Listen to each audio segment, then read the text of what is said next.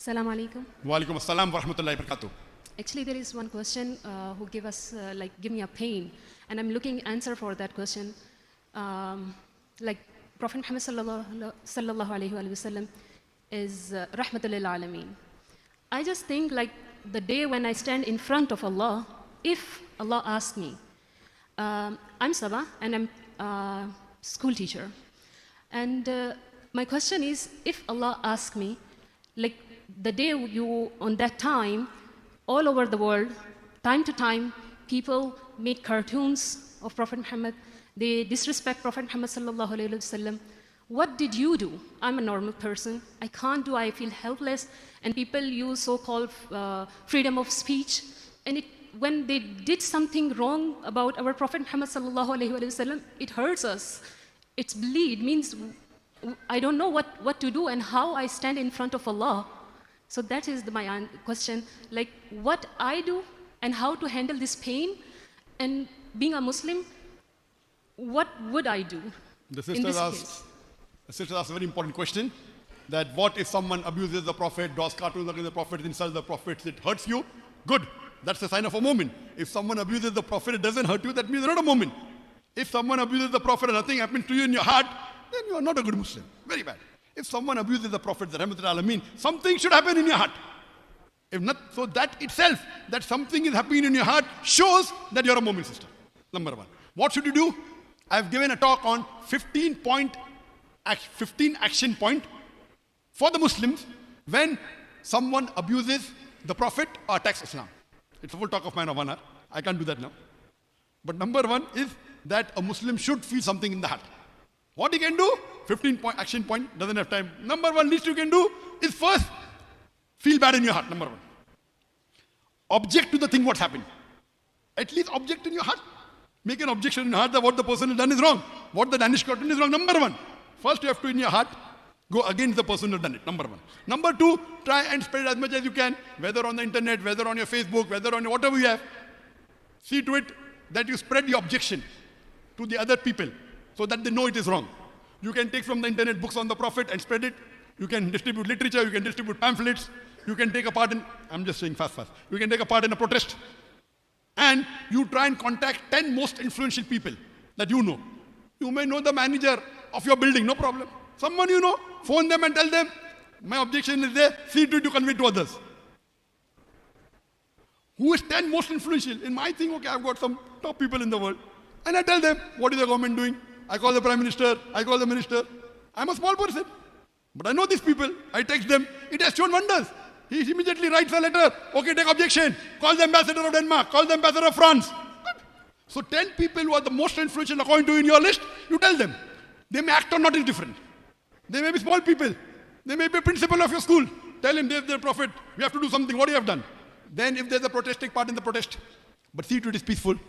And it goes on. If you can go and write an article, if you're good with a pen, okay. If you can go to the satellite channels, give an interview. If you own satellite channels, have programs against what has happened.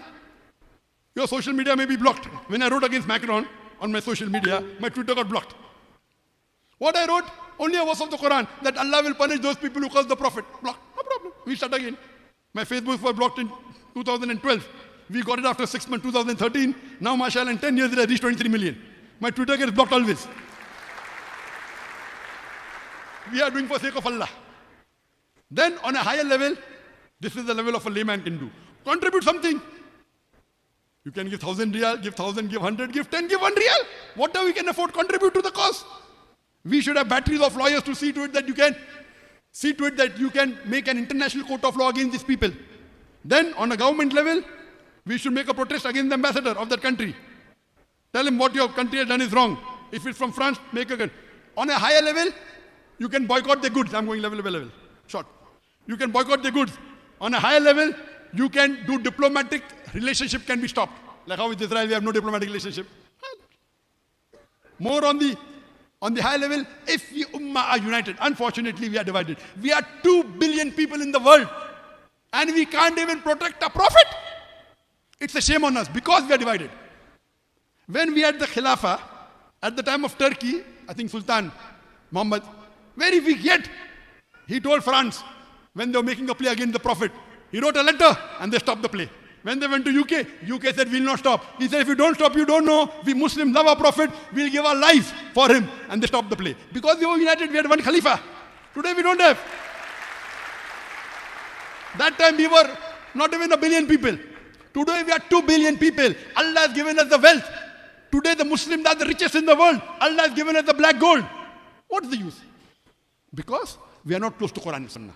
If we Muslims are united, will anyone have the guts to put the photograph of caricature of the Prophet on the building?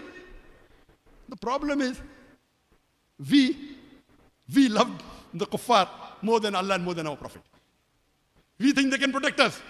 We take protection from kuffar than take protection from Allah and His Rasul. We are afraid that if we object, they will put embargo on us. They will twist our arm.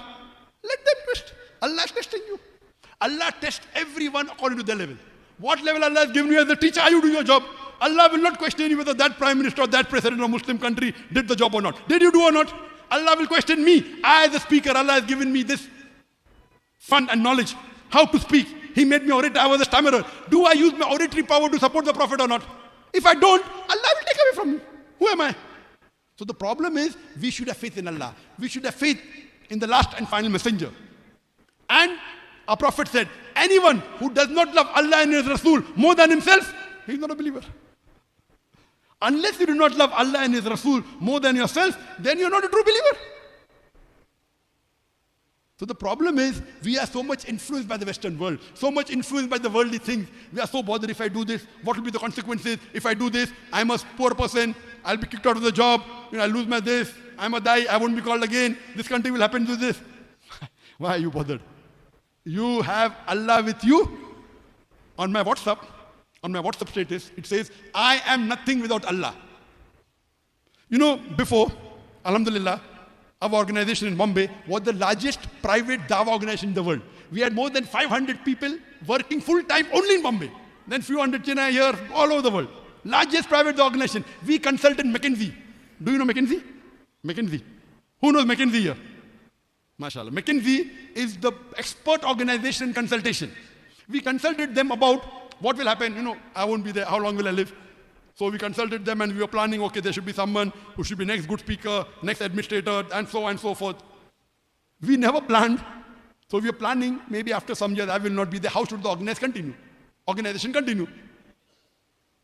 Indian government came after me. My organization was closed down. Everyone overnight stopped. Only one remaining, I and Allah.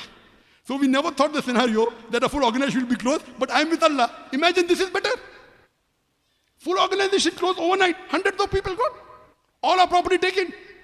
Millions of riyals gone. No problem. Hundreds of millions, sorry. Personal wealth gone now. My family, my wife. We never even bat an eyelid. We say, what better thing can happen that our property is gone in the way of Allah. Alhamdulillah. And what happens? I'm with Allah. And my Facebook increases, my YouTube increases. First my YouTube was 400,000, now it is 3.4 million. First my Facebook was 14 million, now it is 23 million. My PeaceTV is continuing, alhamdulillah. We don't require 500 people. As long as Allah is with you, tell us. So all the Muslims should see to it that we always follow the guidelines of the Quran and the Sahih Hadith. Hope that answers the question, sister.